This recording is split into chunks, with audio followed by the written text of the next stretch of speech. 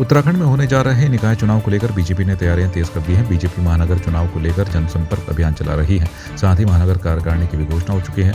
महानगर अध्यक्ष युवा मोर्चा देवेंद्र सिंह बिष्ट ने कहा कि 14 मंडलों के कार्यकर्ताओं की सूची तैयार करने का काम किया जा रहा है। आने वाले 1-2 दिनों में मंडलों के कार्यकर्ताओं की सूची जारी कर दी जाएगी।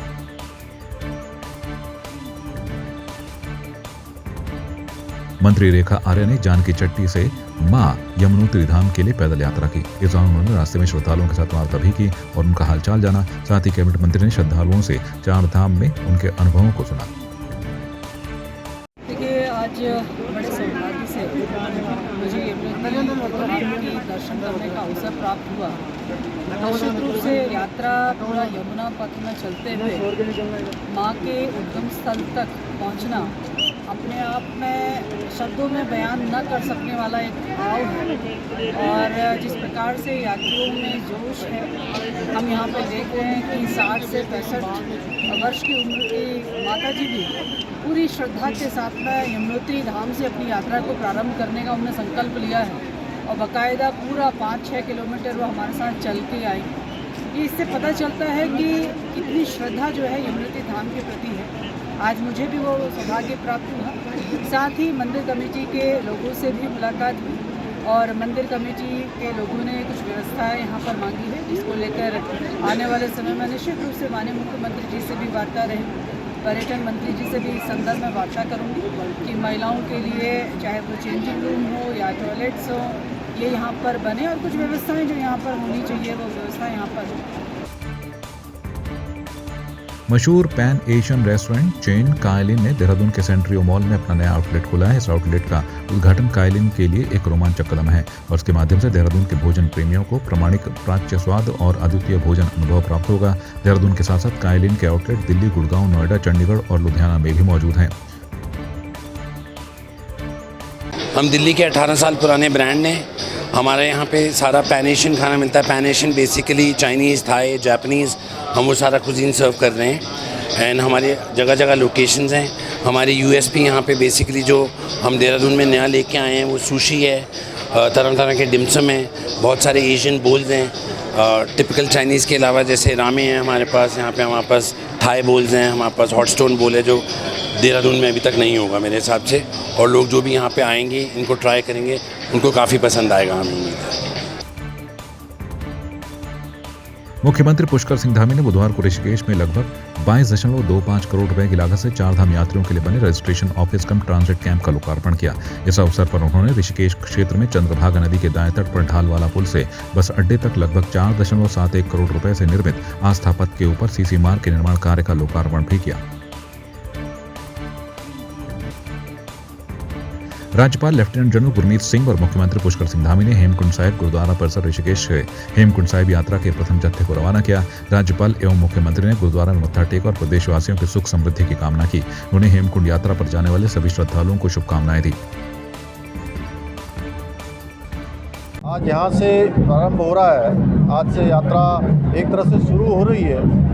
मैं सभी को बहुत बधाई देता हूँ, शुभकामनाएं देता हूँ। देश विदेश से आने वाले सभी श्रद्धालुओं का पूरी तरह से उनकी यात्रा अच्छी हो, उनकी यात्रा बिना कष्ट के हो, बिना किसी परेशानी के हो, बिना किसी बाधा के हो। उसके लिए उत्तराखंड की सरकार इस गुरु घर के आज पवित्र प्रांगण से हम ये कह सकते हैं कि हम पूरी तरह से तैयार हैं। आदरणीय प्रधानमंत्री जी का मैं धन्यवाद करना चाहता हूँ कि उन्होंने जहाँ हमारे बद्रीनाथ धाम, केदारनाथ धाम का पुनर्निर्माण का काम, मास्टर प्लान का काम उनके नेतृत्व में प्रारंभ हुआ है और इस साल के अंत तक वो काम पूरा हो जाएगा।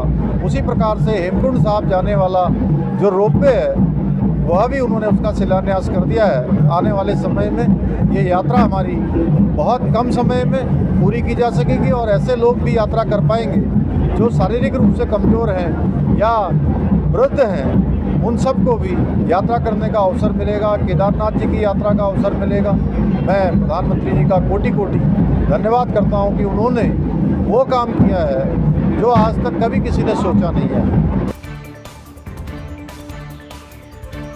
रायपुर क्षेत्र की सपेरा बस्ती का सरपंच अपनी पत्नी के साथ नशा तस्करी के आरोप में पकड़ा गया है। दोनों के पास से 7 किलो से अधिक गांजा बरामद हुआ है। आरोपियों के खिलाफ एनडीपीएस एक्ट में मुकदमा दर्ज कर कोर्ट में पेश किया गया। कोर्ट के आदेश पर दोनों को जेल भेज दिया गया है।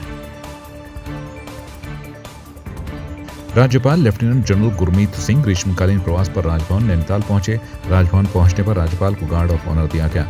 इस मौके पर आयुक्त कुमाऊं मंडल दीपक रावत, कुलपति कुमाऊं और अन्य प्रशासनिक अधिकारियों ने राज्यपाल का स्वागत किया। एक निजी कार्यक्रम में मसूरी पहुंचे प्रदेश के पूर्व मुख्यमंत्री और कांग्रेस के वरिष्ठ नेता हरीश रावत ने प्रदेश सरकार पर जमकर निशाना साधा और कर्नाटक चुनाव को कांग्रेस के लिए संजीवनी बताया। इस दौरान हरीश रावत ने मुख्यमंत्री पुष्कर सिंह धामी को सलाह दी कि किसानों को हुए नुकसान की जल्द भरपाई की जाए। इसके साथ ही गन्ना किसानों को उनका बकाया धनराशि का भी जल्द भुगतान किया जाए, नहीं तो कांग्रेस प्रदेश भर में आंदोलन करेगी।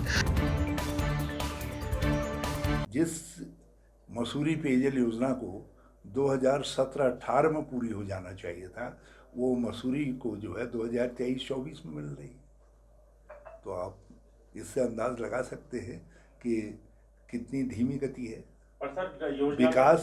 विकास की दिशा में भाजपा जो है बीरबल की खिचड़ी पकाती है।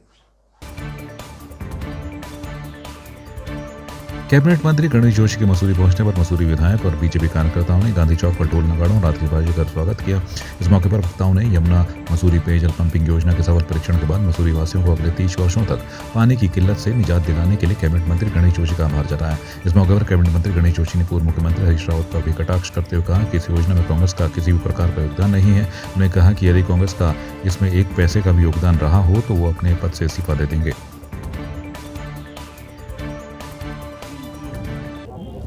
अगर मैं यहाँ का विधायक नहीं होता, मंत्री नहीं होता, तो क्या मैं इस काम को कर पाता?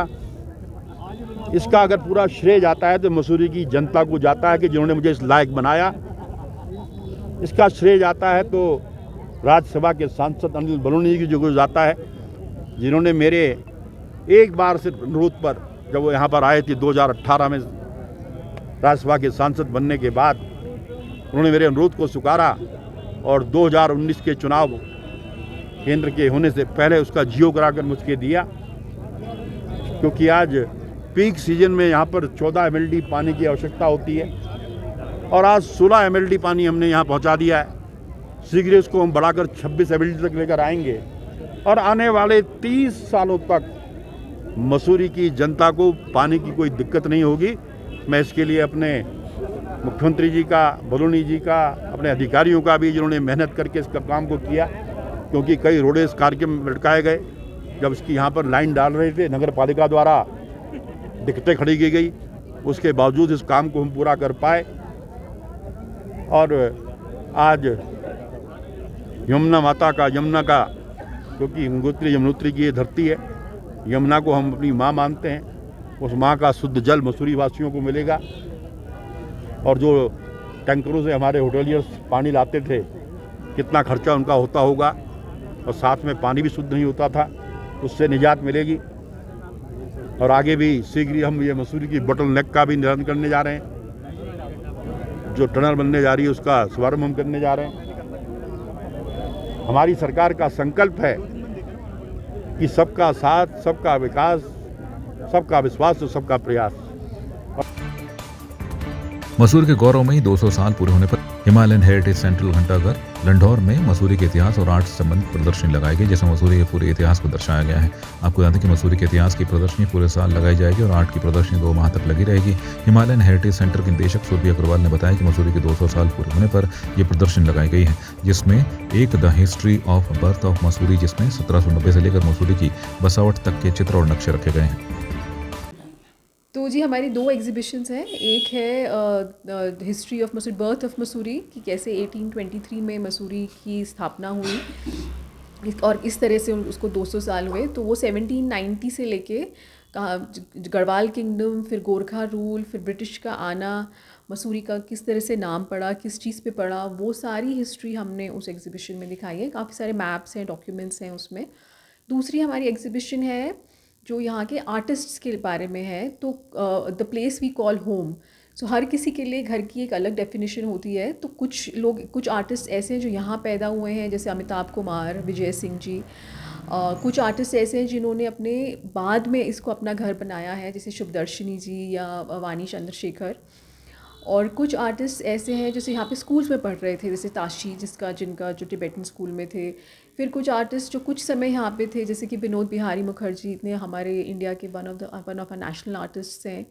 पहली बार मसूरी में उनके वर्क्स जो उन्होंने मसूरी में रह के किए वो हमने इस एग्जीबिशन में डिस्प्ले किए हैं, जो कि हमारे एक फ्रेंड राहुल कोहली सर उनके कलेक्शन से आए हैं, उन्होंने कंट्रीब्यूट किया है इस एग्जीबिशन में डिस्प्ले के लिए। तो हम ये कोशिश कर रहे हैं कि हर तरह की अलग अलग फेजेस का कंट्रीब्यूशन इस शहर को कैसे बनाने में है, वो आर्ट हो या वो हिस्ट्री है, दोनों कंट्रीब्यूशंस को हम देख रहे हैं इस एग्जीबिशन में। हिस्ट्री मसूरी नगर पालिका के तत्वाधान में मसूरी की स्थापना के द्विशताब्दी कार्यक्रम के तहत गांधी चौक बैंड स्टैंड पर आईटीबीपी के ब्रास बैंड ने मनमोहक प्रस्तुति देकर देश विदेश से आए पर्यटकों को अपनी धुन से मंत्रमुग्ध कर दिया। इस मौके पर बड़ी संख्या में पर्यटकों ने बैंड का आनंद लिया और झूमते रहे। आपको बता दें कि ब्रिटिश काल में गांधी चौक के बैंड स्टैंड पर रोजाना शाम के समय बैंड बजाया जाता था। It's lovely to be in this place that I know Frederick Young really liked this part of the world. He liked the climate and he liked the hills. He liked the snow and the landscape. And we know that because he mentioned it in his letters home to his sisters. He said, "This is just beautiful. This is just beautiful." And he thought it was so appropriate a climate. It would be good for the wounded soldiers who had injured when they needed to recover. He thought this is the right place.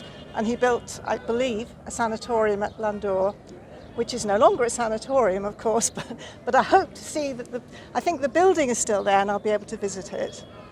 And I also want to visit his old house, which I think you know as Mullingar, yeah?